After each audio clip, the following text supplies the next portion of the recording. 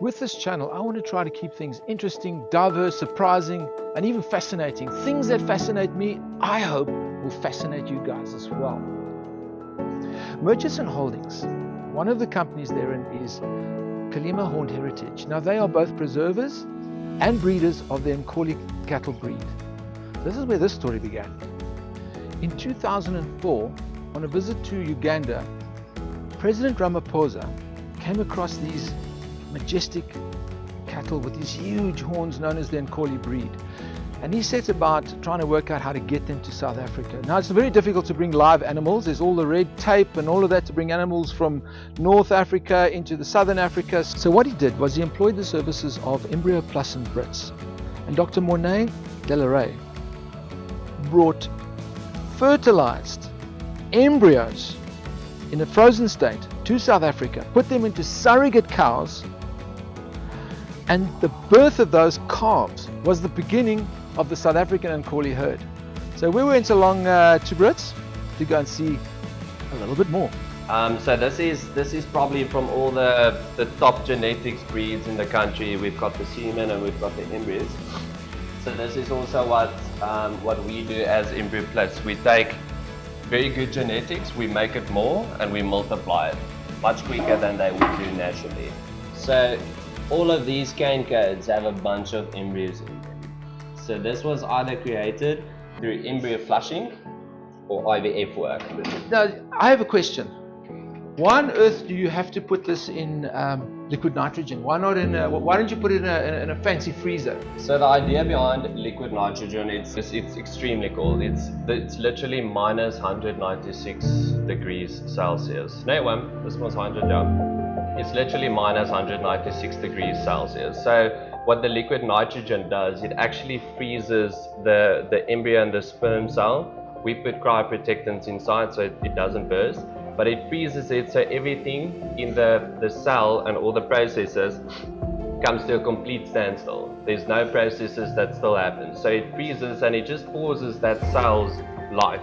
Yeah. So then when you then defrost it, everything is alive again. So with liquid nitrogen, you can actually store these genetics in terms of semen or embryos for many years, even decades. What about these, mammoths and these things they find in the old ice age things and so on? Are they getting their semen, or what are they doing to make another one? Or how's that process going with these guys? There's some cell cultures that were preserved from the mammoth in terms of skin or some tissue that they found of the mammoth. And what they then do with those cells, they call it stem cell, pluripotent stem cell technology. So they then stimulate these stem cells to become gamete cells, so either sperm cells or oocytes.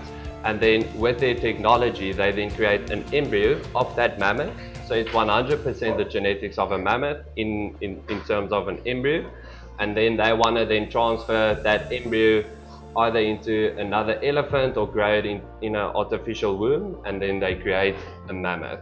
So they then literally bring that mammoth back from extinction millions, billions years ago. Dude, you're telling me males are not necessary actually for the proliferation of all life? It's basically all we're good for. Let's say the semen is already collected from your bull, it's already frozen in one of the liquid nitrogen tanks. Now you can start by collecting the oocytes in your female donor cow. One of the first things you need to aspirate the egg cells out of the female donor cow is going to be your ultrasound machine.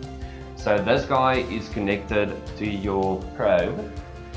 This goes into the vagina of the female donor, and this right there that's gonna be your visual. So with this ultrasound visual pad, you'll see the ovary, and then on the ovary there's a few follicles that grow on the ovary. On the ultrasound machine, you'll see it now. It's all those black bubbles that pop up on the screen. The black bubbles that pop up on the screen, that's your follicles, and each follicle theoretically contains an oocyte or an egg cell. And then on the screen, we can see the needle entering a follicle and then in effect aspirating the oocytes that's in those follicles. Then I will just repeat this and just shoot this needle into all the black spots. And then flush out that oocyte. That oocyte will go into the tube that I have around my neck here, and in that tube all those oocytes will then fertilize tomorrow in the IVF lab. So that's where we'll put the semen with, and then from there you'll create your zygote, which grows into embryos 7 days later.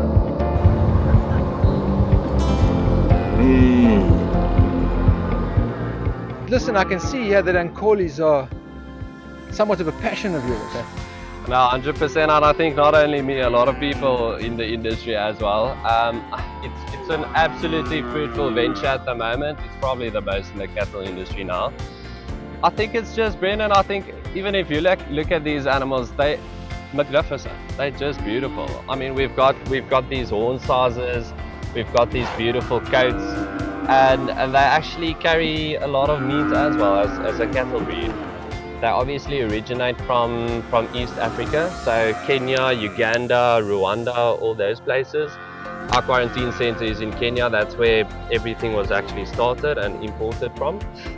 But so looking at that part of where they're from, they're extremely disease resistant, heat resistant, tick resistant.